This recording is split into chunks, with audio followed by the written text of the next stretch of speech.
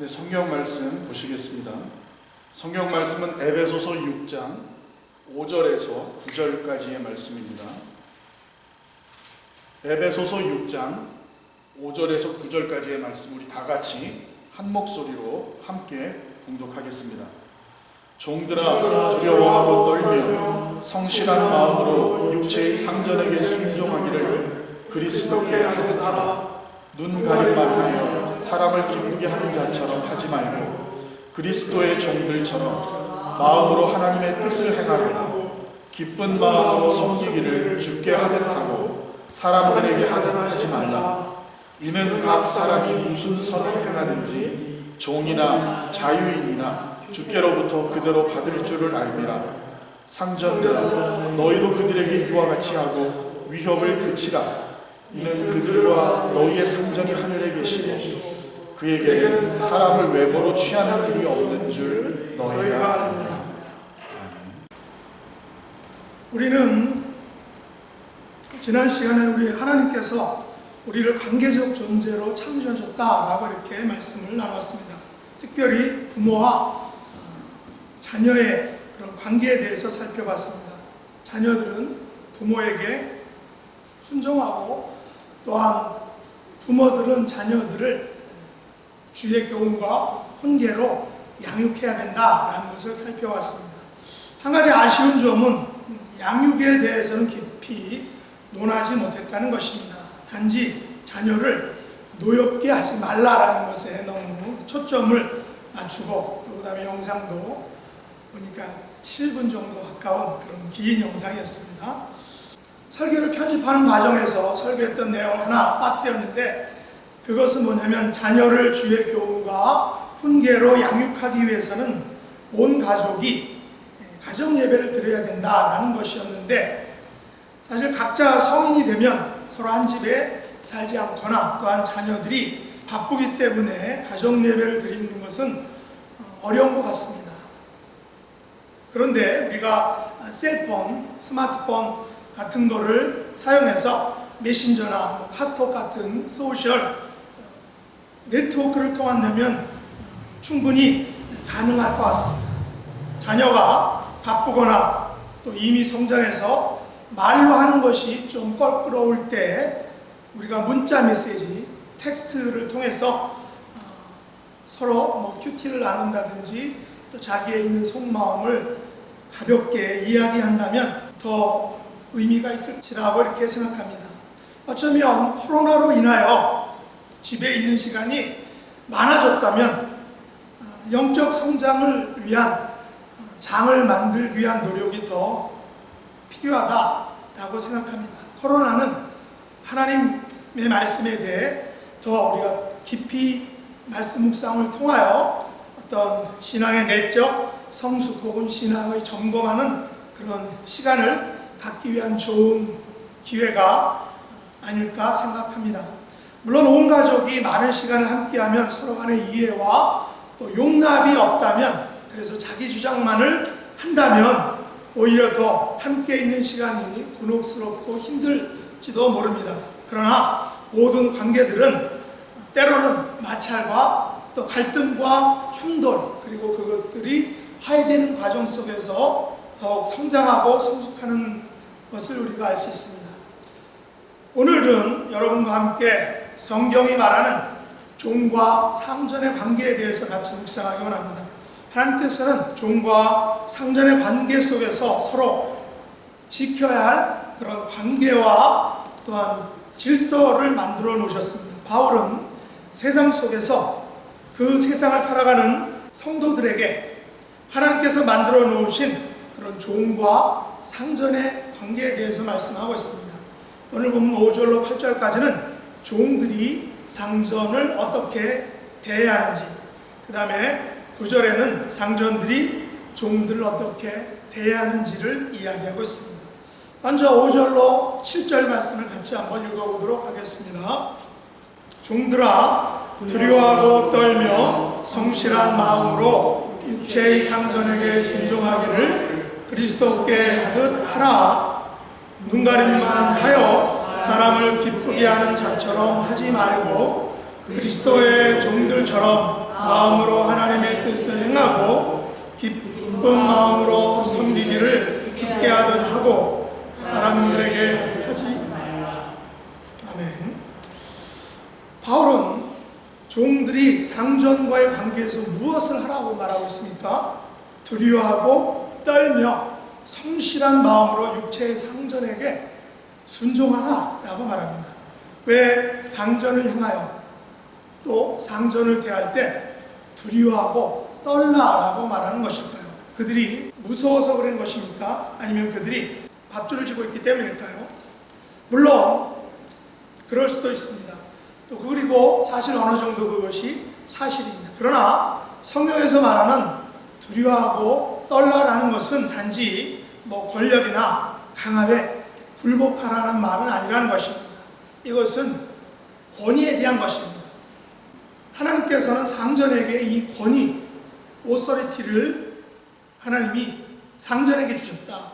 그래서 상전에게 그에 합당한 위치로서의 그 권위를 하나님이 부여해 주셨기 때문에 그것에 순종하라는 거죠. 그래서 종들은 그 권위 앞에 성실한 마음으로 순종하라고 말합니다. 여기서 성실한 마음으로 순종하라는 것은 그들이 가진 지위와 또 권위를 인정해 주라는 것입니다. 사실 종들이 상전에게 가지는 마음은 성실한 마음으로 순종하는 것이기보다는 마지못해서 혹은 억지로 강압에 못 이겨서 또 밥줄을 쥐고 있어서 복종할 때가 있습니다. 그래서 이들 종과 상전의 관계는 단지 주인과 종, 영주와 노예의 관계일 때가 있습니다. 그렇다면 거기에는 성실한 마음이란 단어가 삐집고 들어갈 자리가 없다라는 것입니다. 그냥 위에서 힘으로 누르니까 마지못해서 하는 것이고 또 안 하면 자기가 살지 못하니까 하는 것이고 또 안 하면 굶으니까 한다라는 것이죠. 그래서 거기에는 기쁜 마음이 없다는 것입니다. 또 성실한 마음이 없다는 것입니다. 단지 상하관계, 위아래의 주인과 종의 관계만 있다는 것이죠. 물론 모두가 다 이렇지는 않을 것입니다. 이 세상에는 좋은 상전들도 많이 있습니다. 가족처럼 또한 직원들을 대해주는 그런 업주들이 많이 있다는 것입니다. 하지만 바울은 이 세상의 질서가 원래 하나님께서 만들어 놓으신 그런 질서, 종과 상전의 관계의 질서가 아니다라고 말합니다. 하나님께서는 종이 상전을 대할 때 그들이 가지는 권위 앞에 두려워하고 또 떨며 성실한 마음으로 마치 예수 그리스도께 하듯 육체의 상전에게 순종하라 라고 이렇게 하십니다.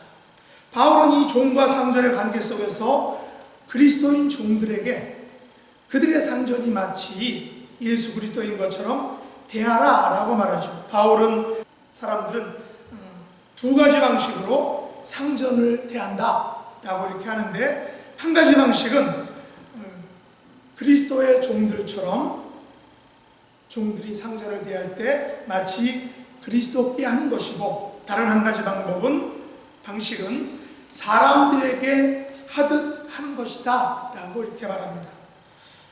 그렇다면 여러분은 지금까지 사람들을 이 두 가지 방식 중에서 어떠한 방식으로 주로 대하셨습니까? 그들을 예수 그리스도께 하듯 그렇게 대했습니까? 아니면 그냥 일반 사람들이 대하는 것처럼 하셨습니까? 여기서 그리스도의 종들처럼 상전하게 한다라는 것은 마음으로 하나님의 뜻을 행하는 것과 이렇게 연결되고 있습니다. 그리스도의 종들처럼 우리가 주님을 마음을 다해서 섬기는 것처럼 육체의 상전들에게도 예수님을 섬기는 것처럼 마음을 다해서 섬기라라고 말합니다. 여러분은 그러면 성경인물 중에서 성실한 마음으로 상전을 섬겼던 사람을 생각해 본다면 어떤 사람이 떠오릅니까? 저는 요셉이 떠오릅니다. 요셉은 노예로 팔려간 보디발 장군의 집에서 아주 성실한 마음으로 보디발 장군을 대했습니다. 또한 성실한 마음으로 그 보디발 장군의 아내를 대했습니다. 하나님께서는 성실한 마음으로 상전을 대한 보디발을 어떻게 대해주셨습니까? 우리가 성경을 읽어보면 아주 엄청나게 축복해 주셨다라는 것을 우리가 알 수 있습니다. 그러면 본문에서 사람들에게 하듯 한다라는 것은 무슨 의미겠습니까? 우리는 예수 그리스도에게는 마음에서 우러난 것으로 할 때가 많습니다. 하지만 이웃이나 직장 동료들에게는 마음으로 대하지 못할 때가 있다는 것이죠. 눈가림으로 할 때가 있다는 것입니다. 그들의 앞에서는 순종하는 것처럼 행하지만 또 그들의 앞에서는 그들이 눈앞에서 사라진다면 우리의 태도가 바뀔 때가 있다는 것입니다. 상전들의 눈앞에서는 열심히 하는 척 합니다. 그러나 눈에서 벗어나면 열심히 하지 않을 때가 있습니다. 이것은 오늘 성경에 의하면 마음의 성실함이 좀 없는 것입니다. 우리는 이것을 속된 말로 농땡이를 친다라는 말을 합니다. 군대나 또 직장에서 또 심지어 가정에서도 이 농땡이 치는 사람들이 꼭 한두 명씩 있다라는 것입니다. 이런 사람들을 보면 꿀밤을 주고 싶은 생각이 납니다. 왜냐하면 이 사람들은 반칙을 하니까 또한 불공평한 일을 하니까 그렇죠. 그러나 이런 사람들은 당장은 편할지는 몰라도 인생에서 가장 강력한 무기와 재산인 이 성실함이라는 것을 잃어버리게 된다는 것입니다. 삶에 대한 성실함은 하루아침에 배울 수 있는 것이 아니기 때문에 그렇습니다. 삶을 성실하게 살면 우리의 삶이 빡세집니다. 또 불편해지고 힘들고 또한 버겁게 됩니다. 하지만 마지막에는 끝에는 또 최후에는 그 삶의 열매가 있게 되고 또 그 열매 또한 달게 된다라는 것이 성경에서 말하는 그런 메시지입니다. 그러므로 주님께서 바울을 통해서 종들에게 무엇을 말하고 있습니까? 상전을 대할 때 우리가 온 마음을 다해 주님을 섬기듯이 그들을 섬기라 라고 말합니다. 우리가 그렇게 해야 한 이유는 바로 오늘 8절에 나오는데 같이 한번 8절 읽어보도록 하겠습니다. 이는 각 사람이 무슨 선을 행하든지 종이나 자유이나 주께로부터 그대로 받을 줄을 알미라. 여기서 바울은 종들이 상전에게 주님을 섬기듯이 온 마음을 다해서 상전을 섬겨야 할 이유가 있는데 바로 그것은 각 사람이 무슨 선을 행하든지 주님으로부터 그대로 받게 된다라는 것입니다. 주님으로부터 그대로 받을 줄 안다라는 것은 분명한 하나님의 약속이다라는 것입니다. 또 주님께서 명하신 하나의 법칙이다라는 것입니다. 종들이 상전에게 선을 행했습니다. 마음을 다해 주님을 섬기는 것처럼 상전을 섬겼습니다. 그런데 그것에 대한 상급이 누구로부터 받는다는 것입니까? 그 상급을 누가 주신다는 것이죠? 바로 주님께서 친히 주신다라고 말합니다. 주님으로부터 그에 대한 상을 그대로 받는다라는 것입니다. 성경은 상전이 상을 준다라고 말하지 않습니다. 물론 상전이 상을 줄 수도 있겠죠. 하지만 성경은 그 성실한 마음에 따른 상급과 보상은 바로 주님께서 직접 주신다라고 말씀하고 있습니다. 이것이 종들이 상전에 대해 가져야 할 삶의 태도 또한 삶의 방향성인 것입니다. 이것이 성경에서 말하는 종들이 상전을 대하는 태도다라고 말합니다. 이것이 주님께서 종들과 상전 사이에 정해놓으신 그런 관계성의 축복이라는 것입니다. 물론 이것은 구원의 문제와는 상관이 없는 것입니다. 이렇게 해야 구원을 받는다라는 말이 아니라는 것입니다. 우리의 삶을 한번 돌아보시기 바랍니다. 나는 과연 다른 사람들을 대할 때 성실한 마음으로 대했는지, 또 크고 작은 그런 문제들에 대해서 기쁜 마음으로 했는지, 주님에게는 성실한 마음으로 했지만 사람들에게는 그냥 세상의 법칙을 따라서 했는지, 또 세상 사람들에게 하는 것처럼 하지 않았는지, 성경은 주님을 대하는 방법, 똑같은 방법으로 사람들을 대하라 라고 말씀하고 있다는 것입니다. 그러면 상전은 종들을 어떻게 대하라고 말하고 있습니까? 오늘 본문 9절을 같이 한번 읽겠습니다. 상전들아, 너희도 그들에게 이와 같이 하고 위협을 그치라. 이는 그들과 너희의 상전이 하늘에 계시고 그에게는 사람을 외모로 취하는 일이 없는 줄을 너희가 알미라. 바울은 상전들에게 뭐라고 말합니까? 종들이 상전인 너희를 예수 그리스도 대하듯 상전인 너희도 종들을 예수 그리스도를 대하는 것처럼 하라라는 것입니다. 우리가 예전에 살펴본 것처럼 부부간에도 서로 걱정하고 또 사랑하는 관계라고 했죠. 종들과 상전도 서로에 대해서 예수 그리스도를 대하는 것처럼 서로를 대하라 라고 말합니다. 물론 삶의 실제에는 정말로 높고 낮음이 있습니다. 종들은 낮은 자리에 있는 것이고 상전은 높은 자리에 위치합니다. 높고 낮음의 구별은 세상이 정해놓은 어찌 보면 세상의 질서와 구조입니다.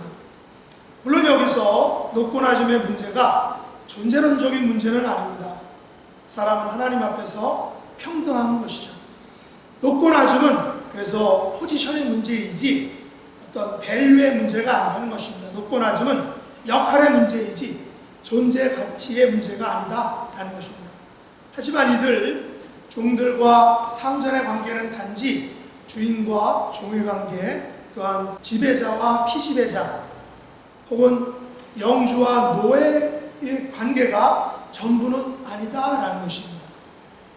비록 이들 사이에는 각각 높고 낮음의 자리가 분명히 존재하지만 그들의 가장 기본적이고 근본적인 관계는 바로 그리스도를 대하듯이 서로를 대하라라는 것입니다.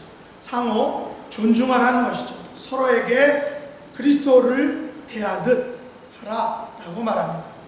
물론 이런 관계의 평등 사상은 당시 사회적인 분위기 속에서는 거의 혁명적인 그런 생각이었습니다. 그 당시에는 엄연히 주인과 종, 또 영주와 노예, 또 지배하는 사람과 지배를 받는 사람이라는 그런 사회 구조가 존재했다는 것입니다. 하지만 바울은 예수님을 믿는 그리스도인들은 이런 삶의 실제, 삶의 구조를 넘어서는 또 그것을 초월하는 하나님께서 주시는 이런 관계성의 축복을 누려야 한다라고 말하는 것입니다. 저 개인적으로도 이런 기독교적 관계의 축복 개념을 가지고 한국에서 청년부 사역을 할 때에도 청년부의 형제 자매들을 그냥 누야라고 이렇게 부르지는 않고 형제님, 또 아무개 자매님이라고 그렇게 호칭을 했습니다. 그들보다 분명히 제가 나이가 많고 또 목사라는 타이틀이 있지만 정말 형제와 자매인 것처럼 동생뻘인 것처럼 그렇게 호칭을 했다는 것입니다.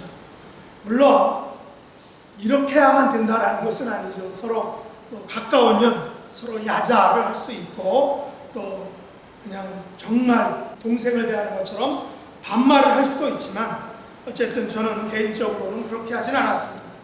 제가 군목으로 있을 때도 마찬가지였습니다. 중2로 입대해서 대위로 제대한 6년 동안 그 이등병부터 병장에 이르기까지 혹은 그냥 하사관들 그런 분들한테도 그냥 개인적으로 나눌 때나 혹은 이렇게 그룹이 모였을 때도 그들의 계급을 부른다기보다도 그냥 무슨 형제라고 이렇게 불렀는데 물론 군대 법적으로는 그것이 옳지는 않습니다. 그러나 그들에게 계급으로 다가가는 것보다는 그리스도의 마음으로 다가가는 것이 저에게는 더 편했기 때문에 그들을 그냥 형처럼 또 동생처럼 이렇게 불렀다는 것입니다.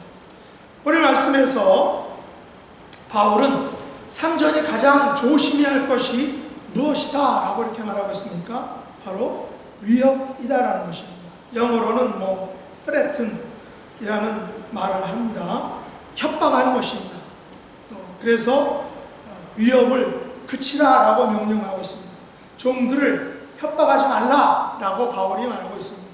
예수님 당시나 오늘날이나 주인들은 그 종들에게 또 오너들은 일꾼들에게 쉽게 위협을 합니다. 협박을 하고 겁을 줍니다. 오늘날 용어로 말하면 심하게 갑질을 하는 것입니다. 이런 것들이 당연시 되어 왔습니다. 그러나 바울은 이런 위협이나 협박, 또 가진 자의 갑질, 또 높은 자의 갑질은 그리스도인의 관계성 속에서는 없어져야 한다, 또 사라져야 한다. 이것은 정말 잘못된 것이다, 성경적이지 않다라고 말합니다. 그러면 이런 위협을 그쳐야 하는 이유가 어떤 것일까요? 오늘 본문 마지막 9절에서 9절 중반절에 보면 이렇게 말하고 있습니다. 이는 그들과 너희의 상전이 하늘에 계시고 그에게는 사람을 외모로 취하는 일이 없는 줄 너희가 알미라 라고 이렇게 말합니다. 세상 사람들은 이 땅에 있는 상전만 신경 씁니다. 세상 사람들에게는 하늘에도 상전이 계심을 볼 줄 아는 그런 안목이 없습니다. 믿음의 눈을 가지고 있지 않기 때문이죠. 이 땅에서의 삶이 전부라고 생각하기 때문입니다. 그러나 우리 그리스도인들은 하늘에 있는 우리의 상전이 계시다라는 사실을 믿고 있습니다. 하늘에 계신 우리의 상전은 하나님 아버지시고 또 우리의 상전은 하늘 아버지의 독생자이신 예수 그리스도입니다. 그러나 하늘에 계신 상전은 사람들의 눈에 보이지 않습니다. 단지 믿음의 눈으로만 볼 수 있습니다. 영안이 밝아져야 한다는 것입니다. 그래서 우리는 이것을 믿음의 신비다라고 말합니다. 이 땅의 상전들은 종들을 볼 때 그들의 외모를 보고 그들의 치아를 봅니다. 치아가 튼튼하면 건강하다. 그래서 비싼 돈으로 고용을 하고 또 삽니다. 건강을 보는 것이죠. 또 경제적 가치를 봅니다. 그러나 하늘에 계신 우리 상전께서는 우리의 외모만을 보지 않습니다. 우리의 경제적 가치나 또 능력을 보지 않습니다. 우리의 마음을 보시는 것입니다. 우리의 중심과 우리의 믿음을 보신다는 것이죠. 우리가 하늘의 상전에게 그냥 두 손 들고 나오기를 원하고 아무런 대가 없이 하나님 앞에 나오기를 원합니다. 우리가 하늘의 상전에게 기도하기를 원하신다는 것입니다. 그렇다면 여러분은 가정이나 직장에서 그리고 교회에서 다른 사람들을 대할 때 과연 어떻게 대하십니까? 혹시 위협하지는 않습니까? 또 얕잡아 보지는 않습니까? 또 외모로 판단하지 않습니까? 제가 1993년 8월에 중위로 강원도 인제 원통에 연대 군목으로 배치를 받았는데 저희 연대장이 대령이었는데 그 사단 전체의 불교 회장이었습니다. 근데 저희 연대에서 무슨 행사가 있어서 사단에 법사님이 오셨습니다. 그런데 저한테는 항상 군정 목사 혹은 군정 목사께서, 물론 깨서를 붙여준다는 것까지도 무궁화 3짜리가 또 밥풀 2개짜리한테 존칭을 하는 것은 분명히 사실입니다. 그러나 연대 행사에서 그 법사가 왔는데, 법사도 그 밥풀 2개를 저하고 같은 적인데, 그 법사가 왔을 때는 법사님 오셨습니까? 라고 이렇게 말하더라고요. 그래서 이 사람이 똑같은 저희한테 그 호칭을 달리하는구나 라고 이렇게 생각했습니다.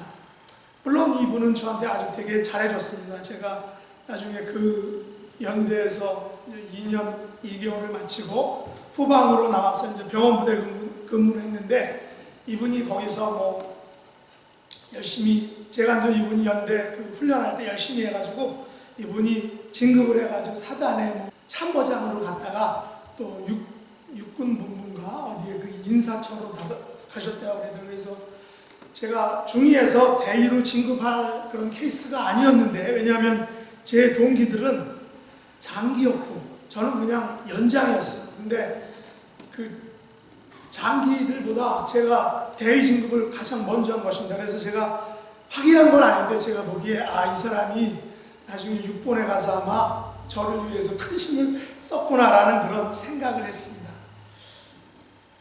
어쨌든 우리는 이렇게 뭐 크게든 작게든 좌편향, 우편향일 수 있습니다. 오늘 한국 정치도 너무 한쪽으로 치우친 것을 볼 수 있습니다. 이제 말씀을 맺겠습니다. 하나님께서는 종들과 상전들에게 무엇을 말씀하고 계십니까? 서로에게 마치 그리스도에게 하듯, 예수 그리스도를 대하듯 서로를 대하라 하는 것입니다. 종은 상전을 예수 그리스도 대하듯 하고 상전도 종을 예수 그리스도 대하듯 하라는 것입니다. 이것이 그리스도인 종들이 또 그리스도인 상전들이 이 땅에서 행해야 할 관계의 법칙, 관계의 축복이다 라는 것입니다. 이것이 그리스도인들이 이 세상에서 행하고 누려야 할 하나님께서 정하신 관계의 축복이다 라는 것이죠. 이런 아름다운 관계성의 축복을 누리고 나누시는 그런 저와 여러분 될 수 있기를 예수님의 이름으로 축복합니다. 기도하겠습니다. 하나님 아버지, 저희들이 이 땅을 살아갈 때 수많은 관계의 연결고리들 속에 살게 하심을 감사합니다. 하나님 아버지께서 우리의 하늘 상전이 되어주신 것을 감사합니다. 이 같은 관계고리들 속에서 살아갈 때 성실한 마음으로, 기쁜 마음으로 서로를 대하는 그런 그리스도인들이 될 수 있도록 은혜 베풀어 주시기 원합니다. 눈가림과 위협을 그치게 하시고 사람을 외모로 보지 않게 하여 주시기 원합니다. 무슨 일을 하든지 그리스도의 종들처럼 죽게 하듯 할 수 있기를 원합니다. 그래서 하나님께서 주시는 또한 주시겠다라고 약속하신 그런 관계의 축복을 그대로 받는 하나님의 백성들 되도록 은혜 베풀어 주옵소서. 예수님의 이름으로 간절히 기도드립니다.